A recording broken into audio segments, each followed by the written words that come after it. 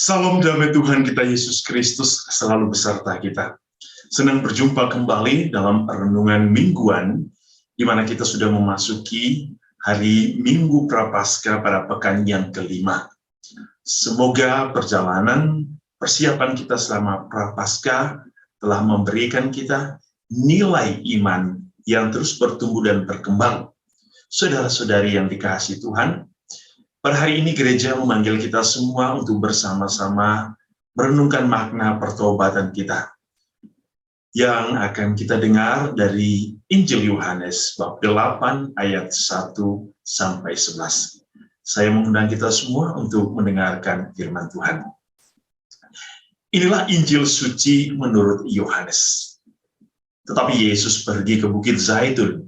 Pagi-pagi benar ia berada lagi di bait Allah, dan seluruh rakyat datang kepadanya.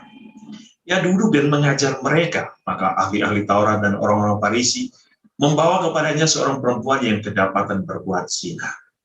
Mereka menempatkan perempuan itu di tengah-tengah lalu berkata kepada Yesus, "Rabi, perempuan ini tertangkap basah ketika ia sedang berbuat zina.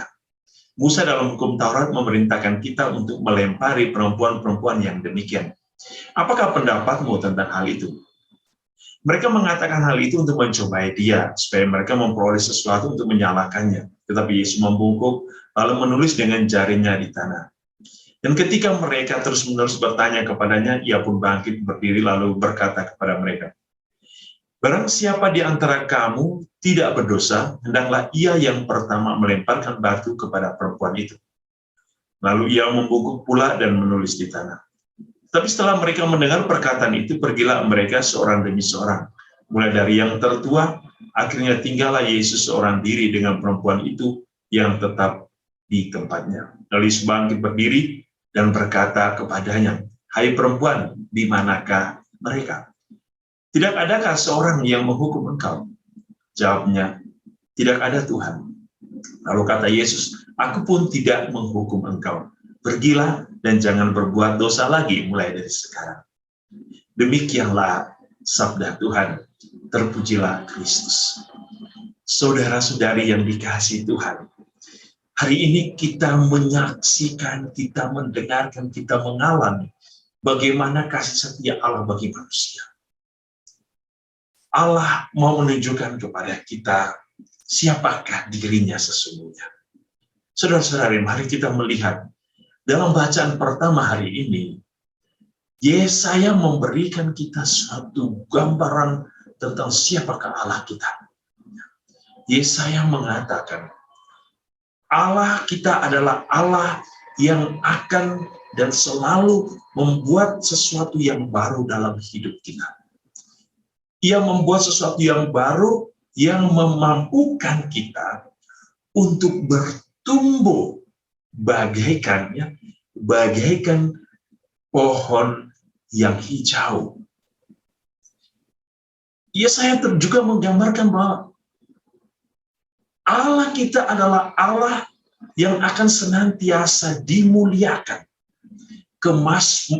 Kemasyurannya akan dipuji, akan dimuliakan. Bukan hanya oleh manusia, tetapi oleh binatang hutan, serigala, burung unta. Sebab apa?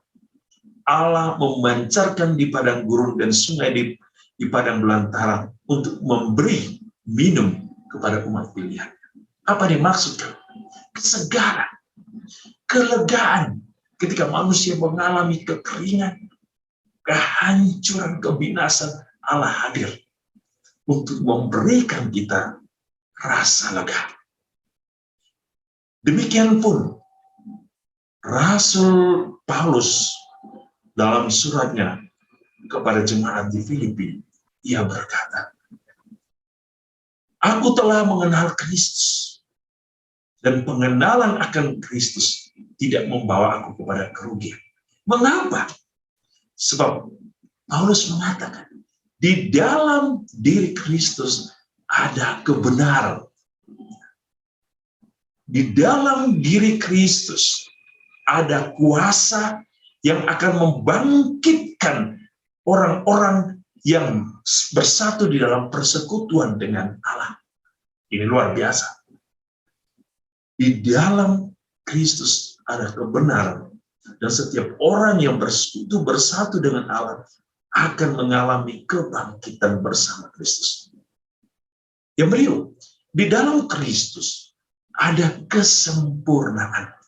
Nah, maka Paulus menggambarkan, barang siapa yang mengenal Kristus, mengejar Kristus, menangkap Kristus, dan membiarkan dirinya ditangkap oleh Kristus, ia akan masuk ke dalam kesempurnaan. Saudara-saudari, apa yang dimaksud oleh Paulus hari ini?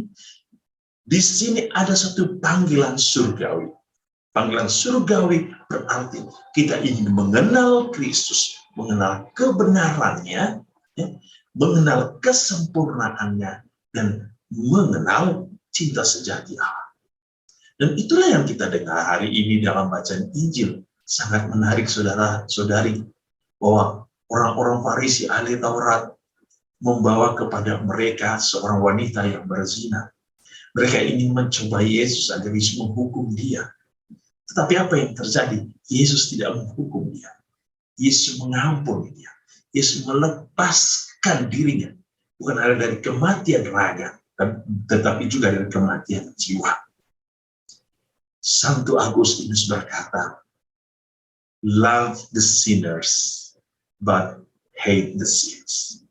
Di sini Yesus memberikan kita satu jawaban akan apa yang dia dikatakan oleh Santo Agustinus.